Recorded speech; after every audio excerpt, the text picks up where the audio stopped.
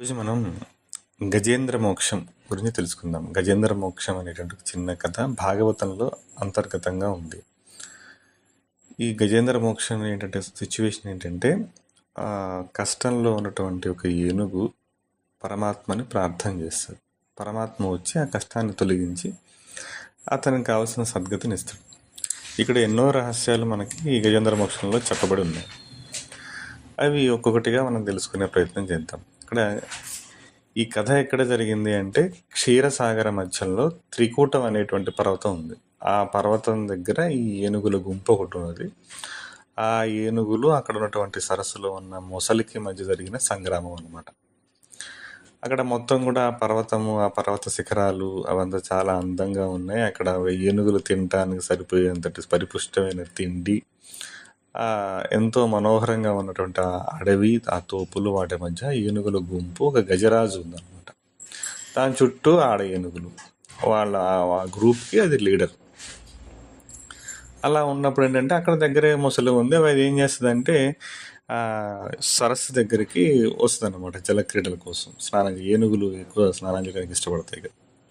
అక్కడ ఉన్నటువంటి వాటన్నిటిని కూడా ఈ బాగా అహంకారంతో అది ఇంకా బాగా మదం ఎక్కి అలా ప్రవర్తిస్తుంటుంట ఏనుగు. అలా వచ్చి అదంతా సరస్సు అంతా డిస్టర్బ్ చేస్తుంది. అక్కడ ఉన్నటువంటి మొసలికి అక్కడ కోపం వస్తుంది అనమాట. ఇట్లా ఇది ఏం చేసింది తెలియదని. అది వచ్చేసి ఆ ఏనుగు యొక్క కాలు పట్టుకుంటుంది. మామూలుగా అయితే ఏనుగు అత్యంత బలమైన శక్తి ఉంది, కానీ నీళ్ళల్లో ముసలికే ఎక్కువ బలం ఉంటుంది కదా.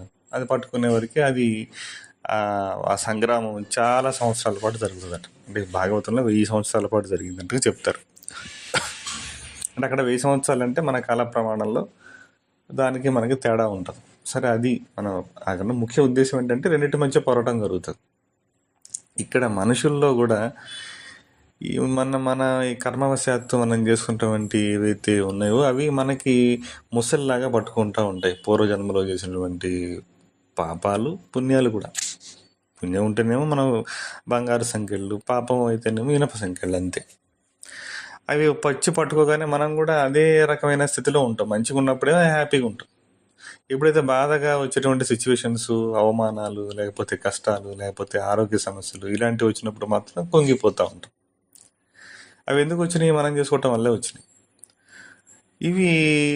అవి ముసలైతే ఎలా అయితే పట్టుకున్నాయో ఇవి కూడా మనం అలా పట్టుకొని బాధిస్తూ ఉంటాయి. అప్పుడు ఏనుగు ఏం చేసిందో మనం కూడా అలాగే చేసినప్పుడు వాటి నుంచి మనం విముక్తి పొందుతాం. ఏనుగు ఏం చేసింది? సర్వస్య శరణాగతి, పరమాత్మకి శరణాగతి చెందింది. అక్కడ ఉన్నటువంటి మొత్తం అంతటా ఉన్న సర్వాంతర్యామైన మహావిష్ణువుకి శరణాగతి చెందింది. మహావిష్ణువు అన్న పదం కూడా అక్కడ ఎక్కడ వాడరు. మధ్యలో తర్వాత మనకు అర్థం కావటం కోసం పోతన గారు ఆ తత్వాన్ని విష్ణుతత్వంగా కొన్ని పద్యాల్లో చెప్పించారు. మూల భాగవతంలో కానీ, తర్వాత ఇక్కడ నుంచి కొన్ని చెప్పబడుతున్న కొన్ని పద్యాల్లో కానీ అంతర్యామిగా ఉన్నటువంటి సర్వాంతర్యామి తత్వం వైపుకే సాధకుడు వెళ్ళాలి అన్నట్టుగా చూపించారు. ఆ తర్వాత అది విష్ణు స్వరూపంగా వచ్చి ఈయనకి ఉద్ధరించింది అన్నట్టుగా చెప్పబడింది. సరే, ఇక్కడ ఇది కాంటెక్స్ట్ మనం నిశితంగా గమనిస్తే ఎప్పుడైతే ఈ జీవుడు, ఎప్పుడైతే తను మనకి కావాలి ఈ కష్టాల్లో లేకపోతే ఇబ్బందుల్లో ఉన్నాడో అప్పుడు దానికి కారణం అన్ని మనలోనే వెతుక్కున్నప్పుడు దాని సొల్యూషన్ దొరుకుతుంది అని చెప్పడం ఒకటి. ఇంకొకటి అంతటా ఉన్న సర్వాంతర్యాన్ని గుర్తించడం అంటే ఇది ఒక్కొక్కటి పద్యాల రూపంలో చెప్తా ఉంటారు అనమాట. ఈ ఏనుగు ఏం చేస్తుంది? వాటి భార్యలతోటి మొత్తం జలక్రీడలతో ఆడుకుంటూ ఆ సరస్సులో దిగుతుంది. సరస్సు దిగి దాని యొక్క వాతావరణం మొత్తాన్ని పాడు చేస్తుంది అనమాట. అహంకరించి ఆ చెట్టుని ఇటు వేయటం అటు వేయటం బలంగా ఉంటుంది కదా. అంటే అహంకారంగా ప్రవర్తించేటువంటి ప్రవర్తనకి సింబాలిజం అనమాట. అలా చేసినప్పుడు ఏమవుతుందంటే అలా ఉన్న ముసలి వచ్చి ఈ కాలు పట్టుకుంటుంది, ఏనుగు యొక్క కాలు పట్టుకుంటుంది. దాన్ని పోతన గారు ఎలా చెప్పారంటే, కరి దిగుచు మకరి సరసికి కరి దరికిని మకరి దిగుచు కరి బెరయన్ కరి మకరికి కరి భరమొచు నతల కుతల పడుదల్ పడున్ అనేటువంటి పద్యంలో చెప్పారు. అది కరి కిందకి దిగింది. ఎక్కడ? ఆ సరస్సులో దిగింది. ఫస్ట్ ఏం చేసింది? ముసలి వచ్చేసి ఫస్ట్ ఈ కాలు పట్టుకుంది. ఇది మళ్ళీ తన యొక్క ఈ కొమ్ములతోటి తనతో ఘీంకరించి కొద్దిసేపు కొంతకాలం పాటు ఏనుగుదే కొంచెం పై ఎత్తుంది అనమాట. వెంటనే వెనక్కి వెళ్ళి తోక పట్టుకుంది. కరి దరికిని మగరి దిగుచు కరకర బెరియన్ మళ్ళీ వెనకాలతలే వెళ్ళి మళ్ళీ తోక వైపు పట్టుకున్నాడు. మళ్ళీ అటు జరగగానే మళ్ళీ ఇలా చాలా సంఘర్షణ. జలంలో ఎక్కువ బలం ఉండేది ఈ ముసలికే కాబట్టి గజరాజు తల వంచక తప్పలేదు. మొత్తం వాళ్ళు అలా కొట్టుకున్నారు, కరికి మరీ నకరికి కరి. ఆ యుద్ధం, ఆ పోరు, వాళ్ళ మధ్య ఉన్నటువంటి ఆ ఫైట్ అలా బాగా జరుగుతూ ఉందన్నమాట. అప్పుడు ఇక వీడి పోరాడంతసేపు పోరాడాడు, తన శక్తి అంతా చేర తీసుకుని మొత్తం ఈ గజరాజు పోరాడాడు. ఇక అతనికి అవ్వట్లేదు. ఆ తర్వాత ఇక ఒక రకమైనటువంటి దైన్యం ఆయనకు వచ్చింది, సంగ్రామంలో ఓడిపోయేటువంటి పరిస్థితి వచ్చింది. అప్పుడు తన అలా అనుకుంటున్నాడు అనమాట. ఆ భగవంతుడు అనేటువంటి ఒక తత్వం ఆయన గుర్తొస్తుంది. అప్పుడు వాడు భగవంతుడి వైపుకి తిరుగుతాడు. ఏమని అంటాడు? కరడందురు దీనుల ఎడ కరడందురు పరమయోగి గుణముల్ పాలంగరుడు అన్ని దిశలను కరడందురు గరడనే వాడు కలడో లేడు అని అనుకుంటాడు. ఎక్కడైతే దీనుల వైపు ఉంటాడని చెప్తారు, పరమయోగుల హృదయాల్లో ఉంటాడని చెప్తారు, అన్ని దిశల్లో అంతా సర్వవ్యాప్తమైనటువంటి చైతన్యంగా ఉంటుంది అంటారు. అలా ఉన్నాడు అని అంటున్నా, అసలు ఉన్నాడో లేడు అన్నట్టుగా అనుకుంటాడట. ఆ తర్వాత ఇంకొక పద్యం చెప్తారు. లావొక్కింతయు లేదు ధైర్యము విలోలంబయ్యే ప్రాణంబులన్ ఠావుల్ తప్పెన్ మూర్ఛ వచ్చే ధనువుల్ డస్సెన్ శ్రమంబయ్యడిన్ నీవే తప్పని తప్పరం మెరుగ మన్నింపదగందీను రావే ఈశ్వర కావవే వరద రక్షింపు భద్రాత్మక అని ఇంకొక పద్యంలో చెప్తారు. లావొక్కింతయు లేదు, బలం ఇంకేమి వేరే ఆశ లేదు, నాకు సోర్స్ ఏమీ లేదు. ధైర్యం విలోలంబయ్యి, నా ధైర్యం అంతా పోయింది, ఈ పోరాటంలో నేను అలసిపోయాను. ప్రాణంబులను ఠావులు తప్పాను, ఈ ప్రాణాలు పోయేటువంటి పరిస్థితి వస్తుంది. మూర్ఛ వచ్చే మొత్తం ఇక నేను అన్కాన్షియస్ అయిపోతున్నాను. తనవుల్ డస్సెన్, తనవు అంటే శరీరం అలసిపోయింది. శ్రమం బయ్యడని, ఇంకా పరిశ్రమ నేను చేయలేకపోతున్నాను. నీవే తప్పని తప్పరం మెరుగ, నువ్వు తప్ప నాకు ఇంకా వేరే కారణం ఏమీ లేదు అనేటువంటి ఆ స్థితికి వచ్చేస్తాడు. మన్నింపదగని ఏమైనా చేసుకుంటాను, మన్నించు. రావే ఈశ్వర, అన్నింటిలో ఈశ్వరుడిగా ఉన్నటువంటి స్వామి నువ్వు రా. కావవే వరద, రక్షించు, సంరక్షించు భద్రాత్మక అని చెప్తాను అనమాట. అప్పటికి కూడా ఇంకేం లేదు, ఇంకా మొత్తం ఎనర్జీ అంతా పోయింది అయింది, మొత్తం రక్తం అంతా అయిపోయి ఇంకా అయిపోతుంది. ఇంకా ఏమని చెప్తాను ఇప్పుడు, ఇంకా అసలు అప్పుడు ఎవరిని ధ్యానించాలి ఏంటి అనేది అప్పుడు మనకు పోతన ఒక సింబాలిక్గా మనకు చెప్తారు. ఏం చెప్తారు? లోకంబులు లోకేశులు లోకస్తులు తెగిన తుది లోకంబులు పెంజీకటి అవ్వల నెవ్వడు ఏకాకృతి వెల్గునతని భజింతును. లోకంబులు అంటే మనకు అనిపించేటువంటి ఫిజికల్ ఎగ్జిస్టెన్స్. లోకేశులు అంటే మన పరిపాలించేటువంటి రాజులు. లోకస్తులు మనలాంటి సామాన్యమైన ప్రజలు. లోకంబులు లోకేశులు లోకస్తులు, కనపడేటువంటి మొత్తం ఫిజికల్ ఎగ్జిస్టెన్స్, దాన్ని కంట్రోల్ చేసేటువంటి వాళ్ళు, మేమే కంట్రోల్ చేస్తున్నాము అనుకొని కంట్రోల్ చేసేవాళ్ళు, మామూలుగా మేము బతికేటువంటి లోకస్తులు అంతా ఉంటారు కదా. తెగిన తుది వీళ్ళందరికీ అసలు మూరణ కారణమైనటువంటి లోకంబులు పెంచీకటి కవ్వలనెవ్వడు, మనకు తెలియనటువంటి ఆ లోపల స్థితిలోకి ఇంకా వెనక ఎవరో ఒకడు ఉన్నాడు. ఏకాకృతి వెలుగునతనే భజింతుంది, వీటన్నిటికీ కారణమైన వాడు. అతన్ని పట్టుకుంటే అప్పుడు నాకు ఈ కష్టం తీరుతుంది. వీటన్నిటికీ కారణాలు ఈ ఫిజికల్ ఎగ్జిస్టెన్స్కి కారణమైన వాడు, ఈ రాజులు ఉండటానికి కారణమైన వాడు, అంటే ఈ వ్యవస్థ ఏదైతే ఉందో దీని ఉండటానికంటే పరిపాలనా వ్యవస్థ లేకపోతే ఈ ప్రకృతి వ్యవస్థ, వీటన్నిటికీ ఉండటానికి కారణమైన వాడు. ఆ లోపల ఉన్నటువంటి దానికి అసలైన రీజన్ ఏంటి, ఆ కారణానికి కారణంగా ఉన్నటువంటి పరమాత్మ ఎవరో ఆయన్ని పట్టుకుంటే అప్పుడు నాకు ఇదేంతో తొలగిపోతుంది అనేటువంటి ఒక స్పృహ ఆయన కలుగుతుంది. తర్వాత ఇంకా ఏం చెప్తారంటే, ఎవ్వనిచే జనించు జగమెవ్వని లోపల నుండు లీనమై ఎవ్వని ఎందుడిందు పరమేశ్వరుడెవ్వడు మూల కారణం బెవ్వడు అనాది మధ్యలయుడెవ్వడు సర్వము తానైన వాడెవ్వడు వాని నాత్మబహునీశ్వరునే శరణంబు వీడదను. ఎవ్వని చే జనించు జగమెవ్వని లోపల నుండు లీనమై, ఎవరి నుంచి ఈ సృష్టి అంతా, ఈ ఫిజికల్ ఎగ్జిస్టెన్స్ మన ఎవరి నుంచి పుట్టింది, ఇది నాదా, నేనేమైనా సృష్టించానా, నాది కాదు కదా, మరి ఎవరిది ఇది అనేటువంటి అలా తత్వచింతనలోకి నేను వెళ్ళాడు అనమాట. తనకు వచ్చిన కష్టాన్ని, ఈ కష్టం ఎందుకు వచ్చిందని ఫస్ట్ కష్టంతో, బాధతోటి, ఇబ్బందులతోటి, అనారోగ్యంతో, రకరకాల వాటితో మొదలైన ఈ తాత్విక చింతన మూల కారణం వైపుకి వెళ్తుంది. ఎవ్వని చే జనించు జగమెవ్వని లోపల నుండు లీనమై, ఎవరి నుంచి మొత్తం ఈ సృష్టి అంతా వచ్చింది, ఎవరి లోపల ఈ సృష్టి అంతా ఉంది, ఎవ్వని యందుడిందు పరమేశ్వరుడెవ్వడు. ఎవరి లోపల ఎక్కడ ఉండు పరమేశ్వరుడు, ఎవ్వని యందుడిందు పరమేశ్వరుడెవ్వడు, ఆ లోపల ఉన్నటువంటి పరమేశ్వరుడు ఎవరు, మూల కారణం ఎవ్వడు, ఈ జరుగుతున్నటువంటి అన్ని రకాల వీటన్నిటికీ కారణమైనటువంటి మూల కారణం ఎవరు, అనాది మధ్యలుడెవ్వడు, ముందు మధ్య అంతం అన్నిటికీ కారణమైన వాడు ఎవడు. లయము అంటే అందులో కలిసిపోవటం, మళ్ళీ పుట్టడం, పెరగటం, నశించటం. అలాగే ప్రకృతిలో అన్ని తత్వాలు, మన శరీరమే కాదు, అన్ని రకాలవి కొన్ని పుడుతున్నాయి, కొంతకాలం జీవిస్తున్నాయి, తర్వాత నశిస్తున్నాయి. అవి అడవులైనా సరే, నదులైనా సరే, సముద్రాలైనా సరే, గ్రహాలైనా సరే, నక్షత్రాలైనా సరే, కొన్ని కొన్ని లక్షల సంవత్సరాల పాటు ఉంటున్నాయి, పుడుతున్నాయి, మళ్ళీ పోతున్నాయి, మళ్ళీ వస్తున్నాయి. సర్వము తానే అన్నింటిన వ్యాపించినటువంటి వాడెవరు, వాడితే కదా ఈ సృష్టి అంతా. అందులో నేను ఒక భాగం, అక్కడి నుంచి ఇక్కడికి ఇలా వచ్చాను, మళ్ళీ అందులోనే కలిసిపోతాను. అలాంటి వాడిని శరణవేడు. అప్పుడు నా వీటన్నిటికీ కారణమైనటువంటి ఆ సర్వాత్మకమైన తత్వం ఏదైతే ఉందో దాన్ని నేను శరణ పొందుతున్నాను అంటే, ఇదంతా కూడా చక్కగా పద్యాల రూపంలో అద్భుతమైనటువంటి పద్యం అనమాట. ఇది పరమాత్మ తత్వం మొత్తాన్ని ఇక్కడ తీసుకొచ్చాడు, చిన్న పిల్లలకు కూడా అర్థమయ్యేలా. ఎవ్వని చేజనించు జగమెవ్వని లోపల నుండు లీనమై ఎవ్వని ఎందుడిందు పరమేశ్వరుడెవ్వడు, మూల కారణం ఎవ్వడు, అనాది మధ్యలయుడెవ్వడు, సర్వము తానైన వాడెవ్వడు, వాని ఆత్మభువనీశ్వరునే శరణంబు వేడుదను. అన్నింటికీ కారణమైనటువంటి సైన్స్లో ఉన్న బిగ్ బ్యాంగ్ థియరీ అని మనం చెప్తాం. విశ్వం వ్యాప్తి చెందుతూ ఉంది, విశ్వం ఒక చోట ఉంది, అది ఒక విశ్వం ఒక ప్రచోదనం చెంది, విస్ఫోటనం చెంది, మొత్తం అది ఎక్స్పాండ్ అవుతూ వ్యాప్తి చెందుతూ ఉంది అన్నట్టుగా చెప్పారు. అలాగే అందులో నేను ఒక భాగంగా ఉన్నాను. సరే, అది నిజం అనుకుందాం కాసేపు. మొత్తం అదే నిజము. ఏదైతే ఈ పరమాత్మ సంకల్పానుసారమే సృష్టి కొనసాగుతూ ఉంది, అందులో నేను ఒక రేణువై ఉన్నాను. దీనికి కారణమైనటువంటి వాడిని పట్టుకుంటే అప్పుడు నేను ఆ చైతన్యంలోనే కలిసిపోతాను అన్నట్టుగా చెప్పారనమాట. ఇది ఎలా చేసుకుంటూ పోతూ ఎక్కడ ఉన్నాడు ఆ విష్ణువు అన్నదానికి, అంటే ఈ విష్ణు అనే పదం ఇప్పుడు తీసుకొస్తాడు అనమాట.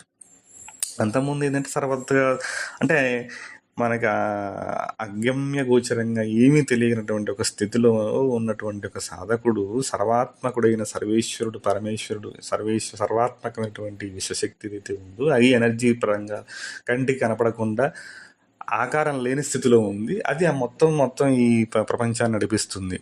మనకు కనిపించడానికి ఒక ఆకారం, ఒక సారూపం తీసుకొని వచ్చినప్పుడు అది ఎలా ఉంటుంది అనేది వర్ణించడానికి గజేంద్ర మోక్షంలో ఇంకొక పద్యం ఏం చెప్పారంటే, అలవైకుంఠపురంబులు నగరిలు ఆమూల సౌదంబుదాపల మందార వనామృతామృతసర ప్రాంతేందు కాంతోపలోపల పర్యంక రమా వినోదయగు ఆపన్న ప్రసన్నుండు విహ్వల నాగేంద్రము పాహి పాహి అన ఉయ్యాళించి సంభ్రంభి. ఇక్కడ అప్పుడు ఇది చైతన్యము ఒక రూపం తీసుకుంది, దాన్ని ఇలా వర్ణించారు. ఇంకో చిన్న కథ ఉంది. ఈ పద్యం రాయడానికి అలవైకుంఠపురంబులు అని రాసిన తర్వాత పోతన గారికి తర్వాత ఈ చరణాలు ఏమి రాయాలనేది ఆయనకి జ్ఞప్తికి రావట్లేదు, అని మానసికానికి అందట్లేదు అనమాట. సరే, నేను తర్వాత రాస్తాలేమా అని చెప్పేసి అక్కడ కూతురుంటే నేను బయటకు వెళ్ళి వస్తాను, ఈ పద్యం ముందుకు వెళ్ళట్లేదు, రాయాలి అని చెప్పేసి ఆయన అక్కడ అలా ఉంచి, సరే నదికి వెళ్ళొస్తాను, తర్వాత రాస్తామన్నట్టుగా వెళ్తారు. మహావిష్ణువు వచ్చి రాముడు ఏదైతే ఆ రూపంలో పోతన రూపంలో ఇంటికి వచ్చి ఈ మిగిలిన పద్యాన్ని పూరిస్తాడు. ఈ రాసే టయానికి ఆయనకి మనసులో అదే ఆయనకి స్ఫురిస్తుంది అనమాట. అలవైకుంఠపురంబులు నగరిలు ఆమూల సౌదంబుదాపల మందార వనాంబుత తేందు కాంతోపలోత్పల పర్యంక రమా వినోదయగు ఆపన్న ప్రసన్నుండు. అలా ఒక్కొక్క చరణానికి పడిపోతుంట మైండ్లో. ఆయనకి ధ్యానంలో తెలుస్తూ ఉంటుంది, ఇక్కడ రాముడు వచ్చి రాసి వెళ్ళిపోతాడు. అని పెన్ను ఆయనకి ఎందుకు అక్కడ ఆయన ఘంటం అనమాట. పూర్వం ఏంటంటే మొత్తం తాళపత్ర గ్రంథాల్లో రాసేవాళ్ళు, ఆ ఘంటం అక్కడ అయిపోయింది, పెన్ను అయిపోయింది, ఆయనకి రాయడానికి ఆయన రాలేదు. ఎందుకు ఆయన అప్పుడు మనకి వైకుంఠాన్ని చూడలేదు కదా, ఎలా ఉంటుంది వైకుంఠం అని, వైకుంఠం ఇలా ఉంటుందని చెప్పి మహావిష్ణువే ఆయనకి స్ఫురింపజేశాడు అనమాట. అలవైకుంఠపురంబులు నగరిలు, ఆ మహానగరంలో ఆమూల సౌదంబుదాపల మందారవనం ఉందట, ఆ మందారవన ప్రాంత కాంతోపలోత్పల పర్యంక రమావి మందారవనం ఉందట. మందారవనంలో ఒక పక్కకి ఒక మంచంపై కూర్చొని ఉంట మహావిష్ణువు అక్కడ. మందారవనం, అందులో అమృత సరస్సు ఉందట. ఆ సరస్సు, ఆ పర్యంకము అంటే పర్యంకడ మంచం అనమాట. పర్యంకం పదానికి అర్థం మంచం. ఆ మంచం పైన లక్ష్మీదేవితో కలిసి కూర్చున్నాడు శ్రీ మహావిష్ణువు. ఎలా కూర్చొని ఉండి ఈ ఏనుగు పాహి పాహి అనగానే కేక పెట్టగానే అక్కడ వెంటనే బా బయలుదేరడానికి సిద్ధమయ్యాడు అనమాట. అలా అని ఈ వైకుంఠాన్ని వర్ణిస్తూ చెప్పుకుంటూ వచ్చిన పద్యం ఇది. అద్భుతమైనటువంటి భగవంతుడు అందించినటువంటి పద్యం అనమాట ఇది. తర్వాత పోతన ఇంకా ఉత్సాహంతో ఇంకొక పద్యం చెప్తాడు. ఎలా వస్తాడు మహావిష్ణువు దానికి. సిరికింజెప్పడు శంఖచక్ర యుగముల్ చేజోయి సంధింపడు, ఏ పరివారంబును జీరడు అభ్రగపతి మన్నింపడు, ఆకర్ణికాంతర ధమ్మిల్లము చక్కనొత్తడు, వివాద ప్రోత్థిత శ్రీకుచో పరిచేలాంచనమైనను వీడడు, గజ ప్రణామనోత్సాహి అయి. సిరికించెప్పడు. సిరి అంటే లక్ష్మీదేవి, పక్కన లక్ష్మీదేవి మనకేం చెప్పడు, బయలుదేరుతుంది. శంఖ చక్రగములు చేయబోయితం కూడా, శంఖము చక్రము ఆయుధం, ఆయనకి గద, కౌముదికి అనేటువంటి గద, పంచాయుధాలు ఉంటాయి, నందకం, ఇవి ఏవి చేతిలో పట్టుకోడు. ఏ పరివారంబోను జీరడు, ఏ పరివారానికి చెప్పడు. ఆయన మొత్తం వైకుంఠంలో మొత్తం పరివారం అంతా ఉంటుంది. గరుత్మంతుడు ఉంటాడు, నారదుడు, ఉన్నత సేవకులు, వీళ్ళంతా ఉంటారు. ఎవరికి చెప్పడు, బయలుదేరుతాడు. అభ్రగపతి మన్నింపడు. అభ్రగపతి అంటే గరుత్మంతుడిని ఎక్కడ వాహన వెహికల్ కూడా తీసుకుని ఉరికొచ్చేస్తాడు అనమాట. ఆకర్ణికాంతర ధమ్మిల్లము చక్కనొత్తడు. ఆయన కిరీటం లేకుండా ధమ్మిల్లం అంటే ఈ జుట్టు కూడా సరి చేసుకోడు అనమాట. మొత్తం కూడా కిందికి పైకి ఉంటుంది అనమాట. ఆ జుట్టు కూడా సరి చేసుకోకూడదు. వివాద ప్రోత్థిత శ్రీ కుచో పరిచేలాంచలమైనను వీడడు. ఆ మహాలక్ష్మి చేత ఆయన ఏదో సరసల్లాపాలు ఆడుకుంటూ వాళ్ళతో మాట్లాడుకుంటూ ఆ చేతిలో ఆ మహాలక్ష్మి యొక్క పైవటి చెంగు ఉంది, అది కూడా వీడడు. అలా పట్టుకొని ఒప్పించేసుకున్నవాడు. అంటే ఇక్కడ అర్థం ఏంటంటే ఆ విష్ణు అలా ఉన్నాడు అని కాదు. అంటే ఎప్పుడైతే భక్తుడు ఎప్పుడైతే ఈ పరమేశ్వరుణ్ణి అలా ప్రార్థిస్తాడో అవన్నీ ఆయన వేరే ఏ పనుల్లో ఉన్నా కానీ ఆయన అన్నీ వదిలేసి ఇతని దగ్గరకు వచ్చేస్తాడు, కనిపిస్తాడు అని చెప్పడానికి సింబాలిజం అనమాట ఈ పద్యాలు ఇవంతా కూడా. అంటే ఒకటి మొత్తం విశ్వవ్యాప్తంగా ఉన్నటువంటి చైతన్యాన్ని స్మరించాడు. తర్వాత అక్కడ ఎక్కడ ఒక సారూపకంగా ఒక రూపం తీసుకుంటే ఎలా ఉంది వైకుంఠంలో మహావిష్ణువు అనేటువంటి దాన్ని స్మరించాడు. తర్వాత ఈ రూపం అది గజం యొక్క ప్రాణాలని కాపాడే ఉత్సాహంతో ఎంతకైనా వచ్చేస్తుంది. ఎలా అంటే భగవంతుడు ఎంత అందుబాటులోకి వస్తాడు అనేది ఈ చక్కగా ఈ పద్యాల రూపంలో దీన్ని తీసుకొచ్చి ఇక్కడ జొప్పించి మనకి ఇచ్చాడు అనమాట. అలాగే వచ్చిన తర్వాత వచ్చి అక్కడికి ప్రత్యక్షమై, అంటే మూల భాగవతంలో ఏంటంటే ఈయన ప్రార్థన చేస్తాడు, మహావిష్ణు వస్తువు చక్రం చేసేసి ఏదైతే ఆ ముసలి ఉందో ఆ ముసలిని చంపేస్తాడు. ఈ గజేంద్రుడికి మోక్షాన్ని ఇచ్చి తనలో కలిపేసుకుంటాడు, వైకుంఠానిలో తీసేసుకుంటాడు అనమాట, తనలో కలిపేసుకుంటాడు.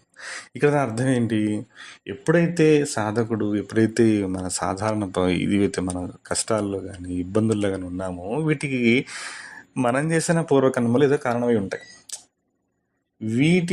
వాటి మీద ధ్యాస ఉంచి ఇది మొత్తం సృష్టి నాది కాదు, ఒక దివ్యమైనటువంటి ఒక సంకల్పానుసారం ఈ పరమాత్మ యొక్క విధి ప్రకారం ఈ మొత్తం లోకాలు కనిపించే ఫిజికల్ ఎగ్జిస్టెన్స్ అంతా నడుస్తూ ఉంది, అందులో నేను ఒక భాగమే రేణువై ఉన్నాను, నేను తిరిగి ఆ పరమాత్మనే చేరుతున్నాను ఒక జ్ఞాన స్థితికి సాధకుడు పోవాలి. ఈ రకంగా ఈ పద్యాన్ని స్మరించడం వల్ల మనం దాన్ని ఉపశమనం పొంది మనకు ఒక అద్భుతమైన ధైర్యం వస్తుంది. ఉన్నదంతా పరమాత్మే, భక్త రక్షకుడు ఆయన. ఇలా స్మరించగానే మనం ఉన్న చోటుకే వచ్చేది మనకి రక్షిస్తాడు అనమాట. ఉన్న సర్వత్రా భగవంతుడు, ఒక చోటుకి వెళ్ళి మనం ఏం అడగక్కర్లే, ఆయనే మన ఉన్న చోటుకే వచ్చేస్తాడు, మనల్ని ఇబ్బందుల నుంచి బయటికి తీసుకెళ్తాడు. మనం దాన్ని ఆ సాధనా పరంగా మనం ఉన్నటువంటి అబ్స్టికల్స్ ఏవైతే ఉన్నాయో, మనకు ఉన్నటువంటి ఇబ్బందులు ఏవైతే ఉన్నాయో వాటిని మనం అధిగమించి ఇంకా మనం ముందుకెళ్ళాలి అన్నదాంతో ఈ గజేంద్ర మోక్షం మనకు తెలియజేస్తూ ఉంటుంది అనమాట. గజేంద్ర మోక్షంలో ఆ ఏనుగు ఎవరయ్యా అంటే విష్ణుద్యుమ్నుడు అనేటువంటి మహారాజు శాపవశాత్తు ఆ ఏనుగుగా పుడతాడు. అక్కడ ఉన్నటువంటి ఎవరైతే ఆ ముసలి ఏదైతే ఉందో ఊహు అనేటువంటి ఒక గంధర్వుడు అనమాట, ఆయన శాపవశాత్తు ముసలిగా పుడతాడు అనమాట. వీళ్ళు ఆ ముసలి ఆ రూపం పోయి ఆయన గంధర్వుడిగా మారిపోతాడు. ఈ గజరాజు ఏంటంటే ఇంద్రజముడైనటువంటి మహారాజుగా మారి వైకుంఠ ప్రాప్తి పొందుతాడు. అట్లా అలాగే మనకున్నటువంటి కారణాలుగా మనకు వచ్చేటువంటి సామాన్యంగా మనం ఎదుర్కొనేటువంటి కష్టాలకు కానీ లేకపోతే ఇబ్బందులకు కానీ వీటన్నిటికి కూడా కారణాలు ఉంటాయి. ఆ కారణాల వైపుకి మన విచారణ కొనసాగి అసలైన మూల కారణం వైపుకు వెళ్ళి ఆ పరమాత్మ ఏదైతే 4వ స్థితిలో ఉన్నదో, స్వప్నావస్థ, జాగ్రత్తావస్థ, సుషుమ్నావస్థ, తురియావస్థగా చెప్పబడతారు మామూలుగా ఈ వేదాంతంలో. అలాంటి స్థితికి మనం వెళ్ళి అక్కడ ఉన్నటువంటి కారణం ఏదైతే అన్నిటికీ ఆధారమైన ఆ కారణం వాక మనం లోపలికి వెళ్ళి అప్పుడు దాన్ని పట్టుకొని అప్పుడు మనకి విముక్తి, ఈ బంధ విముక్తి కలుగుతుంది, ఈ కష్టాల నుంచి విముక్తి కలుగుతుంది. ఆ చైతన్యం వైపు మనకు అంత దగ్గరగా అందుబాటులో ఉండి మనకే ప్రత్యక్షమైనటువంటి ఆ నారాయణమూర్తి, ఆ చైతన్యం ఏదైతే ఉందో మనకు అందుబాటులోకి వస్తుంది. అది మనం ఇంకా వస్తుందని చెప్పేసి ఈ గజేంద్ర మోక్షం యొక్క దీన్ని పారాయణ చేయటం, దీన్ని వినటం, దీనివల్ల మనం వచ్చేటువంటి దీంట్లో మనకు ఆ భగవత్ తత్వం ఏదైతే ఉందో దానిపైన మనకు అవగాహన కలుగుతుంది. మళ్ళీ ఈ కథలను స్మరించటం, అద్భుతమైన పోతన గారి ఈ సాహిత్యం మీద కథలు ఈ పద్యాల రూపంలో తెలుగులోనే ఉంది, వేరే లాంగ్వేజ్లో ఇది లేదు.